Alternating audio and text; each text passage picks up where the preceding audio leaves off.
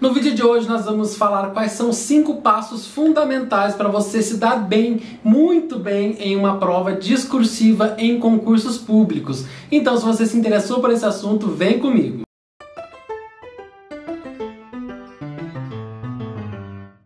Olá, meu nome é Felipe, eu sou arquiteto e concurseiro e você está no Flashcards Arquitetura.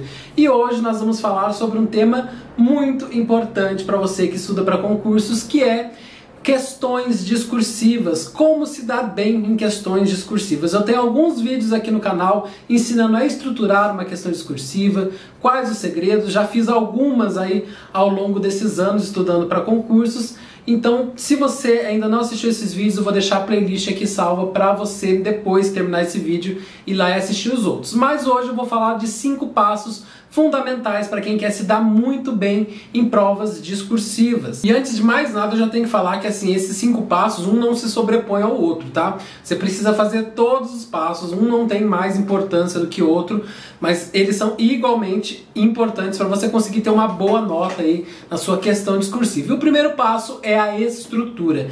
É muito importante que você saiba que a maioria das bancas de concurso dão um peso muito grande para a parte da estrutura. Normalmente 50% do valor total da pontuação que você pode obter na questão discursiva. Então, não pode negligenciar a estrutura. Eu já tenho um vídeo aqui no canal ensinando a estruturar tanto o estudo de caso como a questão discursiva. Basicamente, eu vou dar uma pincelada aqui para vocês, mas se vocês quiserem se aprofundar, mas basicamente o que você precisa ter de estrutura em uma questão discursiva. Introdução, que normalmente é uma introdução curta, porque o número de linhas é reduzido, então você não pode perder muitas linhas com a sua introdução, porque a banca pode entender que você não tem conteúdo. Você precisa guardar o máximo possível de linhas para o seu desenvolvimento. A sua introdução tem que ter aí no máximo 5 linhas, em torno de 4 a 5 linhas é uma boa introdução. Isso a gente está falando de um número de linhas aí padrão de 30 linhas, tá? Outra coisa, parágrafos de desenvolvimento. Cada tópico frasal será um parágrafo de desenvolvimento. Isso tudo eu explico com mais calma e com mais detalhes nos vídeos que eu tenho aqui no canal sobre questões discursivas. Mas o que você precisa saber é que normalmente aquelas questões discursivas vêm com aquelas questões, né? A, B e C. Cada uma daquelas questões vai ser um tópico frasal, que a gente chama, que é um parágrafo de desenvolvimento. E por fim, o último parágrafo vai ser a conclusão. Sim, você precisa concluir o seu texto numa questão discursiva, tá? Isso é obrigatório, a conclusão não é facultativa.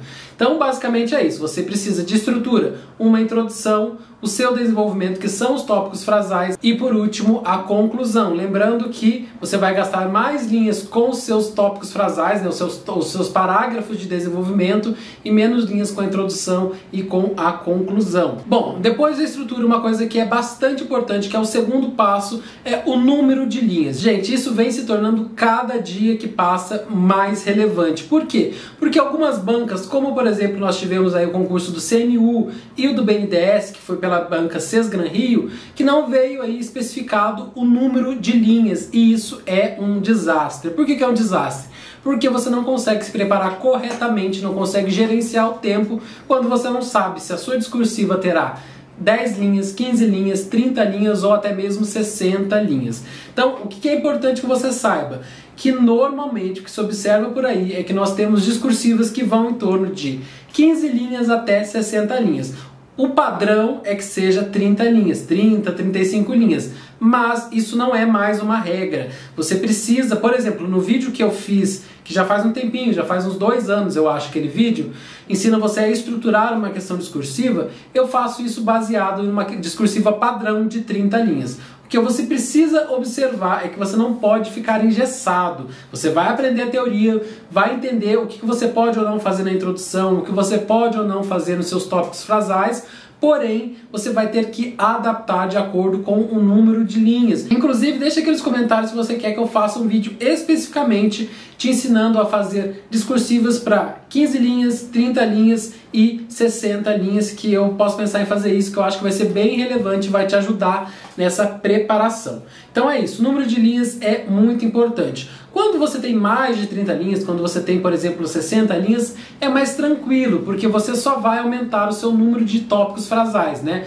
O seu número de parágrafos de desenvolvimento e vai fazer uma introdução aí sim um pouco maior, porque você tem linhas o suficiente. Agora, discursivas padrões de 30 linhas, 25 linhas, você precisa fazer uma introdução mais curta, só introduzindo mesmo o tema e dar mais importância para os seus parágrafos de desenvolvimento. Desculpa interromper o seu vídeo, eu só estou passando aqui para te deixar um convite. Se você está estudando para concurso de arquitetura, eu quero te convidar para conhecer o ArquiQuestões, uma plataforma integrada que tem tantos materiais de concursos de arquitetura como um site de resolução de questões com banco de dados, que até o momento tem mais de 600 provas de concursos de arquitetura cadastradas. Então, se você está se preparando para concurso de arquitetura, acesse o site do arquiquestões.com.br e conheça essa plataforma que vai acelerar a sua aprovação em concursos de arquitetura. Terceiro passo, gramática. Bom, eu nem preciso falar aqui que a gramática é extremamente importante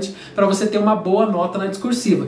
Mas muita gente pensa que a gramática é a parte, né, da avaliação de uma discursiva que vale mais, né, que tem mais pontos. E não necessariamente. Normalmente a gramática tem uma pontuação relevante, sim, mas normalmente o que se tem mais valor numa discursiva, né, normalmente é a estrutura e o conteúdo. A gramática vem logo atrás, em terceiro, mas nem por isso você vai negligenciar.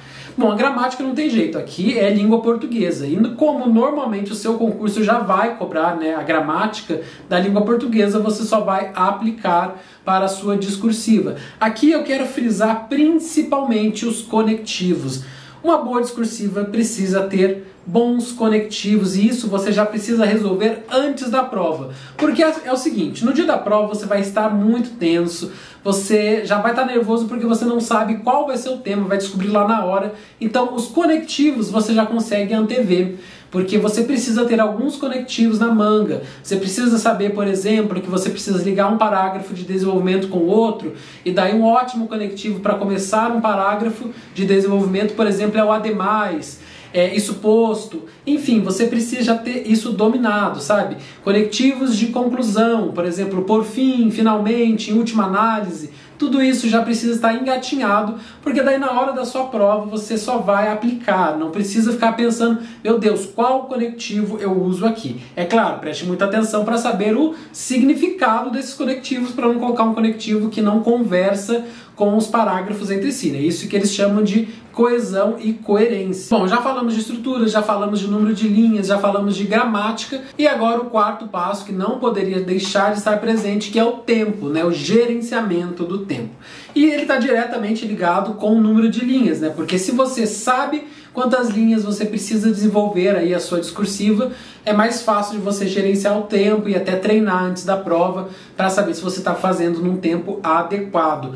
Quando você não sabe, quando a banca, como por exemplo fez a CES Gran Rio no CNU, não te dá essa informação de quantas linhas terão a sua discursiva, o que que você faz, como que você treina. Bom, normalmente a banca, mesmo quando ela não te dá o número de linhas, ela vai ser obrigada a colocar no edital quantas horas, né, qual é o tempo, a duração total da sua prova. E é com base nisso que você vai gerenciar o seu tempo. Se a sua prova tem 4 horas, por exemplo, você precisa saber que você vai levar pelo menos aí 1h30 a 2 horas entre passar a discursiva limpa, entre fazer rascunho e até mesmo decidir se você não vai conseguir fazer rascunho. Por exemplo, eu já fiz algumas provas de concursos que não tinha tempo para passar rascunho a limpo. Então o que eu fazia? Eu sempre faço rascunho, mas daí eu fazia por tópicos. Eu não escrevia o parágrafo inteiro, fazia por tópicos. É claro que isso não é ideal, é claro que você tem mais chances de cometer alguns erros bobos, principalmente de escrita mesmo, justamente por não conseguir passar limpo com calma. Mas quando você percebe que o tempo de prova que você tem para fazer a objetiva mais a discursiva, e às vezes não é só uma discursiva, às vezes são 2, 3, você precisa arriscar e fazer tópicos apenas e depois passar a limpo meio que direto. São escolhas que você vai ter que tomar, mas você não pode tomar na hora da prova. Você precisa já ir para a prova com isso em mente. Bom, se a minha discursiva tiver 60 linhas, talvez eu não consiga fazer um rascunho completo de todas as 60 linhas da discursiva. Talvez eu tenha que fazer tópicos. Isso é fundamental para você não se atrapalhar na hora da prova. E por último, mas não menos importante, o quinto passo, que é o conteúdo. E aqui o conteúdo, eu não vou ficar falando para você que, óbvio, você precisa saber o conteúdo. Claro, normalmente numa questão discursiva, o conteúdo está atrelado aos conhecimentos específicos, né, do edital. E se você faz uma boa preparação, né, dos conhecimentos específicos, você tende a ir muito bem na prova discursiva, pelo menos com relação, né, no que tange ao conteúdo. Mas tem um detalhe, aqui eu quero falar com vocês sobre uma técnica muito importante para você enriquecer o seu texto, que são as legislações. Gente, não adianta você saber todo o assunto, dominar o assunto, se você não tiver em alguns tópicos de desenvolvimento fontes, se você não conseguir fazer algumas citações. E aqui eu não estou falando de você ficar transcrevendo frases famosas, porque sinceramente as bancas elas estão calejadas de ver isso, de saber que o aluno vai decorar aquela frase só para aquela prova e às vezes nem cabe aquela frase dentro do contexto. O que eu quero aqui de você é que tenha algumas legislações do seu concurso na manga. Saber o número da lei, e não somente saber o número da lei, mas do que se trata.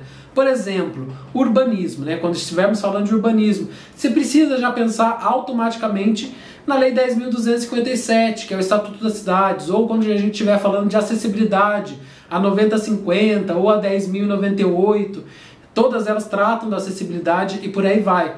Tenha algumas legislações na manga decorada, e aí você realmente vai ter que decorar, de acordo com o seu concurso, aquelas que são mais importantes por áreas. Decore uma legislação referente a urbanismo, decore uma legislação referente a patrimônio, referente à estrutura, se tiver no seu edital, e assim você vai conseguir ter uma tranquilidade muito maior de fazer citações ao longo da sua discursiva. Bom, pessoal, esse foi o vídeo de hoje, espero que vocês tenham gostado. Deixe aqui nos comentários sugestões aí de temas para os próximos vídeos e até o próximo vídeo.